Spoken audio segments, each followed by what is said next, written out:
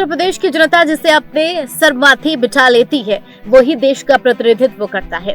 यानी दिल्ली की सत्ता का रास्ता यूपी से ही होकर जाता है। यूपी में लोकसभा की सबसे ज्यादा 80 सीटें हैं, यानी कि देश की कुल लोकसभा सीटों की 15% सीटें अकेले यूपी में आती है। यही कारण है कि राजनीतिक दलों की पैनी नजर यूपी पर है। बीजेपी टिफिन बैठक के माध्यम से हर बूथ को मजबूत करने के लिए कार्यकर्ताओं में जोश भरने का काम कर रही है और अपने सहयोगियों को भी हाथ पकड़कर आगे बढ़ा रही है। बीजेपी के नेतृत्व वाली एनडीए का कुनबे में इस बार 38 दल है, तो यूपी में निषाद पार्टी और सुहेलदेव भारतीय समाज पार्टी यानी सुबह सपा एनडीए का हिस्सा है और बीजेपी अपने सहयोगियों के साथ सियासी समीकरण साधने की पुरजोर कोशिश की जा रही है।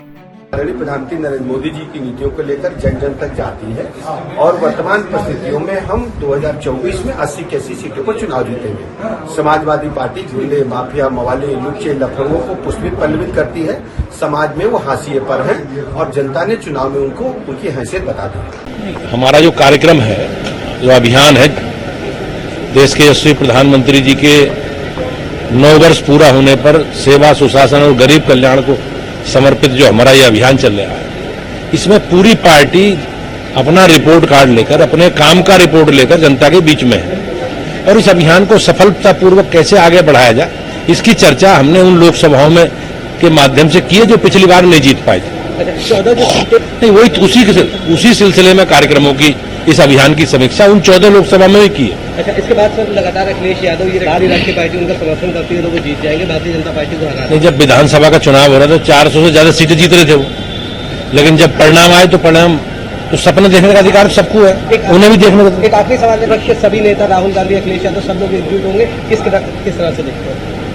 देखो, हमारे पास हमारी सरकार, हमारी राज्य में भी सरकार है, केंद्र में भी सरकार, और हमने जो काम किए हमारी सरकार ने, बीजेपी के कार्यकर्ता घर घर जाकर अपना रिपोर्ट कार्ड जनता के बीच में रख रहे हैं। इनके पास कोई भी काम दिखाने को है नहीं, तो इसलिए जैसे जैसे चुनाव आएगा अपनी उपस्थिति इन सब विषयों से दर्ज कराएंगे।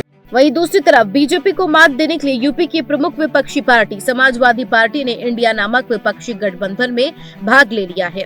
सपा प्रमुख अखिलेश यादव इस गठबंधन की बैठक के लिए पटना और बेंगलुरु में हुए बैठक में भाग ले चुके हैं। अखिलेश के साथ ही आरएलडी प्रमुख जयंत चौधरी भी विपक्ष की बैठक का अहम हिस्सा है।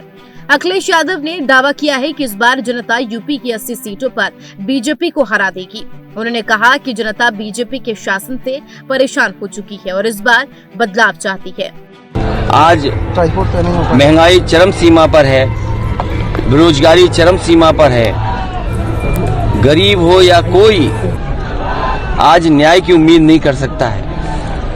जहां लोकतंत्र और संविधान ने हमें अधिकार दिए हैं, बाबा साहब भीमराव अम्बेडकर जी के संविधान ने हमें जो अधिकार दिए, उन अधिकारों को भी छीना जा रहा है। जिस तरीके से निजीकरण बढ़ाया जा रहा है और भारतीय जनता पार्टी जानबूझ करके कुछ उद्योगपतियों को कैसे लाभ पहुंचे उस दिशा में एक एक कर फैसला ले रही है।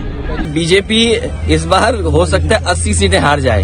जो ये कहती हो पार्टी कि हम बरसों रहेंगे, याद कीजिए यही कहते थे ना कि 50 साल राज करेंगे, और वो लोग 400 दिन की बात कर रहे थे और आज तो 2 दिन चले गए 398। उनके राष्ट्रीय अध्यक्ष को कम से कम 2 मेडिकल कॉलेज देखने जाने चाहिए जो उन्होंने खुद शिलान्यास किए हैं। अगर वो 2 मेडिकल कॉलेज चले जाएंगे तो अपने आप कह देंगे कि उत्तर प्रदेश में कितनी लोकसभा जीतेंगे वो। अब विपक्ष की रणनीति सॉलिड है। उन्होंने इंडिया नाम रखकर एक तरह से सरकार को काफी हद तक घेरने की कोशिश की है। लेकिन क्या यूपी की राजनीति पर अपनी पैठ रखने वाले अखिलेश यादव कांग्रेस को अपने से ज्यादा सीटें देने पर राजी होंगे? क्या पक्ष में यूपी में अपना दबदबा रखने वाले जयंत चौधरी कांग्रेस और सपा द्वारा दी गई सीटों पर मान जाएंगे? अब देखने वाली बात होगी कि कौन सा दल यूपी की जनता दिल जीतने में कामयाब हो पाता है। Bureau report, TNP news.